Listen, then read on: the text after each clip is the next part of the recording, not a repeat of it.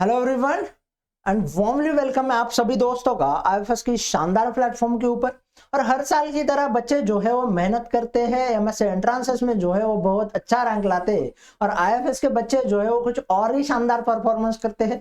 इस साल भी जो है ये लेगेसी मेंटेन की है हमारे दोस्तों ने, हमारे बच्चों ने। इस साल भी जो है बहुत बेहतरीन रैंक के साथ, बहुत खूबसूरत के रैंक के साथ इस एग्जाम को उन्होंने क्वालिफाई किया है। तो किस तरीके से उन्होंने इस एग्जाम्स को क्वालिफाई किया है, तो उनसे ही उनकी जर्नी के बारे में जानते हैं। उनकी लाइफ में क्या अप एंड डाउन रहे, क्या जर्नी रही प्रॉपरली, तो उनसे बात करके उनसे जानते हैं। तो हेलो दोस्त। Hello sir. तो थोड़ा अपने बारे में इंट्रोड्यूस कीजिए मुझे। Sir my self Kumar Sumit. मैंने अपनी स्कूलिंग कंप्लीट की है सेंट बेसिल्स स्कूल बस्ती से।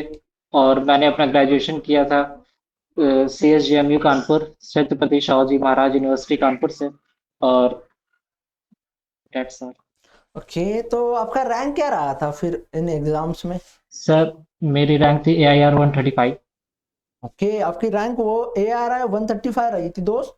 तो आपको जी sir. Congratulation from the me and पूरे आईएफएस फैमिली की तरफ से। जी सर, थैंक यू सर। तो इतना बेहतर रैंक लाया है तो यकीनन आपकी प्रिपरेशन जर्नी जो है वो भी थोड़ी स्ट्रगल्स रही होगी। आपने बहुत अच्छे से जी सर। मेहनत की होगी इस एग्जाम्स के लिए। तो थोड़ा आपकी प्रिपरेशन जर्नी को जो है आप हमारे साथ शेयर कीजिएगा। Yes sir. सर तो मैंने preparation preparation I F S app से आई एफ एस ऐप से ही किया था। और मैंने सब्सक्रिप्शन अराउंड ले लिया था, आईपीएस का रिकॉर्डेड बैच का सब्सक्रिप्शन लिया था अराउंड फरवरी के अराउंड ले लिया था। और फिर मैंने क्लासेस थोड़ी लेट से शुरुआत की थी, क्योंकि मुझे बाद में समझ आया कि मुझे यस कि आईआईटी जैम जैसा पेपर है, मुझे क्वालिफाई भी करना है। तो मैंने अराउंड अगस्त के अराउंड क्लासेस लेना शुरू कर दी थी। और मैंने 2 मंथ्स के अंदर ऑलमोस्ट कंप्लीट कर लिया था अपना बायोलॉजी पार्ट। और उसके दिसंबर में जैसा इन लोगों का एक टीआईएफआर पेपर आने वाला था, तो उसी के प्रेशर में मैंने आके फिर मैंने बायोलॉजी कंप्लीट कर लिया। और फिर उसके बाद केमिस्ट्री कंप्लीट किया, फिर बायोलॉजी, फिर फिजिक्स भी कंप्लीट किया। और मैथ्स में मैंने केवल सेलेक्टेड टॉपिक्स ही कंप्लीट किए थे। ओके, तो जैसे आपने फिजिक्स केमिस्ट्री मैथ को कंप्लीट कर लिया, बट मैथ्स में जो है आपने कुछ सेलेक्टेड ही टॉपिक्स को कवर किया था। तो ऐसा जी क्यों सर। किया था, इसके बिहाइंड रीजन बताओगे आप मुझे थोड़ा? सर मैंने जैसे पीवाईक्यूज लगाए रखे थे, तो मैथ्स के थोड़े टफ आते थे, प्लस हम लोग बायोलॉजी स्टूडेंट है तो मैथ्स थोड़ा टफ पड़ता है अपने लिए।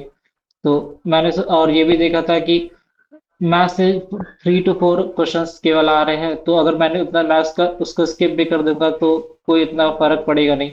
तो मैंने ज़्यादा फोकस बायोलॉजी पे किया, फिर उसके बाद केमिस्ट्री पूरी कर ली थी। और फिजिक्स लगभग लगभग कंप्लीट कर लिया था। और मैथ्स में केवल सेलेक्टेड टॉपिक जिससे क्वेश्चन ज़्यादा पूछे आते थे, केवल वही टॉपिक्स किए कंप्लीट किए थे।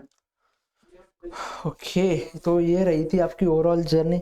तो फिर मैं अब यस थोड़ा सर। आगे बढ़ता हूँ और मैं बायोलॉजी की पोर्शन की तरफ आता हूँ। जस्ट लाइक बायोकेमिस्ट्री हो जाए, सेल बायोलॉजी, मॉलिक्यूलर बायोलॉजी और डिफरेंट 10-12 यूनिट हमें देखने को मिलती है अंदर दी बायोलॉजी यस के सर। सिलेबस में। और ये सिलेबस बहुत वास्ट हमें देखने को मिलता है, तो फिर आपने इसको कैसे कवर किया? सर मैंने तो सबसे पहले शुरुआत की थी माइक्रोबायोलॉजी से। हम्म। फिर और मैं जैसे जैसे कोई सा भी सब्जेक्ट कंप्लीट करता रहता, तो मैं आईपीएस की बुक्स है मेरे पास, तो उसके मैं पीआईक्यूज करता रहता था साथ ही साथ। तो फिर उसके बाद सबसे बेस्ट मुझे सेल बायोलॉजी वाला पार्ट लगा था, जो दिगंबर सर ने पढ़ाया था। और बायोकेमिस्ट्री बायोकेमिस्ट्री वाला पार्ट जो, वो भी मैंने बहुत अच्छे से किया था, क्योंकि वो बहुत स्कोरिंग टॉपिक भी है। और वो आईपीएस के ओनर शायद उन्हीं से मैंने पढ़ा था ये टॉपिक। और बाकी अदर सब्जेक्ट्स में मैंने धीरे धीरे करके कंप्लीट कर ही लिए थे। और मेरा टारगेट ये रहता था पर डे का, जैसे मैंने 2 मंथ्स में ही बायोलॉजी पूरी कंप्लीट कर ली थी। तो टारगेट रहता था कि मैं लगभग 6 से 7 लेक्चर पर डे कर लूँ। और रिकॉर्डेड बैच रहता था तो मैं 1.5 पे दिखता था, या 2x पे भी देख लेता था कभी कभी लेक्चर, और बस नोट्स पहले प्रिपेयर कर लेता था। फिर इसको टाइम टू टाइम रिवाइज करना रहता था बस। ओके, तो ये आपको 1.5x 2 की स्पीड की आपने बात की, तो क्या मतलब आपको ये समझ में आ जाता था 2x के स्पीड के जी साथ? सर, समझ आ जाता था। अच्छा, ये भी बस बहुत अच्छा है। बस मुझे मेन नोट्स चाहिए रहते थे, नोट्स मैं कंप्लीट कर लिया, फिर उसके बाद मैं उसको पढ़ लेता था ओके ओके टाइम ओके। पाके। अच्छा जी अच्छा। सर। तो मुझे ये बताओ थोड़ा कि जब आपने ये बात कही कि आपने मतलब इतना अच्छे से प्रिपेयर किया, सेल बायोलॉजी वाला पोर्शन आपको अच्छा लगा, ये सब हुए, नोट्स हुए, तो फिर मतलब उसी के साथ साथ आपने और ऐसा क्या चीज़ें की है कि जिसकी वजह से जो है आपका इतना बेहतरीन रैंक आया? सर मैं बस यही था कि जैसे जैसे मैं कोई सा भी सब्जेक्ट कंप्लीट किया, तो उसके पीवाईक्यू साथ साथ करता ही रहता था। और फिर एंड में जैसे जनवरी में केवल हमारे पास 1 मंथ था जनवरी में, तो मैंने अपना शेड्यूल खुद से बना लिया था कि मैं हर 3-3 दिन पे एक एक टेस्ट पेपर फिर पीवाईक्यूज तो पूरे सॉल्व करूंगा ही करूंगा। तो 2024 को पहले सॉल्व किया, फिर 2023 लगभग 2019 तक मैं गया था। और फिर उसके बाद मैंने मॉक टेस्ट भी आखिरी में किए थे, लगभग 5 से 6 मॉक टेस्ट दिए थे। उसमें भी मेरे स्कोर थोड़े बहुत ठीक आते थे, तो इस वजह से कॉन्फिडेंस थोड़ा आ गया था कि हाँ अच्छा कर सकते हैं। अरे वाह, ये भी बहुत अच्छी बात है। जैसा और उसी के साथ साथ मुझे ये बताओ कि आपकी एजुकेशनल जर्नी क्या रही है। एजुकेशनल जर्नी तो सर काफ़ी अच्छी थी। मैं अम, सर मेरी एजुकेशनल जर्नी तो नॉर्मली थी, जैसे कॉलेजेस में मैं लेक्चर अटेंड करता था, मगर लास्ट के थर्ड ईयर में मैंने अपना एकदम कॉलेज आना बंद कर दिया था, केवल आईएफएस पे फोकस करता था। और अपनी स्कूलिंग तो मैंने अपनी सेंट बेसिस से की थी, वहाँ पे मैंने बायोलॉजी ऑप्ट किया था और मैथ्स नहीं लिया था। मैथ्स मैथ्स की जगह मेरे पास हिंदी था। तो ओके, यही ये था। भी बहुत अच्छी बात कही आपने। मुझे ये बताओ कि जब आप एग्ज़ाम हॉल में गए तो फर्स्ट टाइम आपका एग्ज़ाम था और उसी के साथ थोड़ा प्रेशर हमारे ऊपर होता है। और प्रेशर एज सच हम ऐसा बोल सकते हैं कि हमने अगर साल भर अच्छे से मेहनत की है तो फिर उसके वजह से हमें जो है वो थोड़ा हम खुद ही हमको प्रेशराइज कर देते। तो फिर एग्ज़ाम हॉल का यस सर। ओवरऑल आपका एक्सपीरियंस क्या रहा था, बताओ ज़रा। ओवरऑल एक्सपीरियंस तो बहुत अच्छा था। मैंने बस अपने मैं बहुत पॉजिटिव माइंडसेट से बैठा था एग्जाम में कि मुझे अच्छा करना ही करना है, और मैंने ये सोच लिया था कि मुझे आता है, सब कुछ आता है। मैंने बार और एक दो बार गॉड से प्रे भी कर लिया था स्टार्टिंग स्टार्टिंग में। तो फिर मैं कॉन्फिडेंटली बैठ के पहले से सेक्शन ए अटेम्प्ट किया, फिर उसके बाद एमएसक्यू अटेम्प्ट किया, फिर उसके बाद एनएटी क्वेश्चंस, फिर हो गए। उसके बाद एनएटी को एक बार रिवीजन भी ले लिया था कि कुछ क्रॉस चेक करने के लिए कुछ गलतियां तो नहीं है, तो बस। ओके, और मुझे ये बताओ थोड़ा कि मेरा ये कहने का मतलब है कि जब आपने ये क्वेश्चंस अटेम्प्ट जब आप कर रहे थे तो ये एमसीक्यू से एमएसक्यू के ऊपर स्विच, एमएसक्यू से एनएटी के ऊपर स्विच करना, ये थोड़ी दिक्कत वाली बात रही थी या नॉर्मल रहे थे आपके लिए। सर नॉर्मल रही थी, क्योंकि मैंने पहले से ही आई मॉक टेस्ट दे रखे थे आईपीएस ऐप पे, तो मुझे कोई ऐसा ऐसा कुछ नया नहीं लगा। तो मैं यूज टू था उसकी काफी। और अगर मैं बात करूं पिछले 4-5 साल की और इस साल के पेपर की, तो इस साल का पेपर थोड़ा डिफिकल्ट लगा था और जो कि हमें बाद में जाके कट ऑफ जब लगी तो वो तो क्लियर ही हो गए। तो थोड़ा हाँ बताओ मुझे कि मतलब जैसे एज एन डायरेक्टली ऐसे आपके सामने हार्ड पेपर आ जाता है, थोड़ा शॉक पेपर आ जाता है, तो फिर वो उसके साथ आपने कैसे डील की। सर, स्टार्टिंग स्टार्टिंग में तो मुझे भी लगा कि हाँ, तो आईआईटी दिल्ली, पहले तो माइंड में ये भी था कि आईआईटी दिल्ली ने बनाया है तो पेपर थोड़ा टफ होगा ही होगा। और स्टार्टिंग में तो मैं भी पैनिक कर रहा था, फिर उस हम क्या, अब उससे कोई फायदा नहीं है, अपना जो आ रहा है वो करते हैं, जो होगा देखा जाएगा।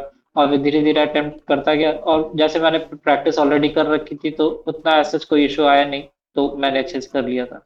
मॉक टेस्ट ने और क्वेश्चन प्रैक्टिस ने आपको कितनी हेल्प की पे एग्जाम हॉल में, थोड़ा जरा बताओ मुझे। मॉक टेस्ट तो काफ़ी हेल्प की, उससे हम टाइम मैनेजमेंट काफ़ी अच्छे से सीख गए थे।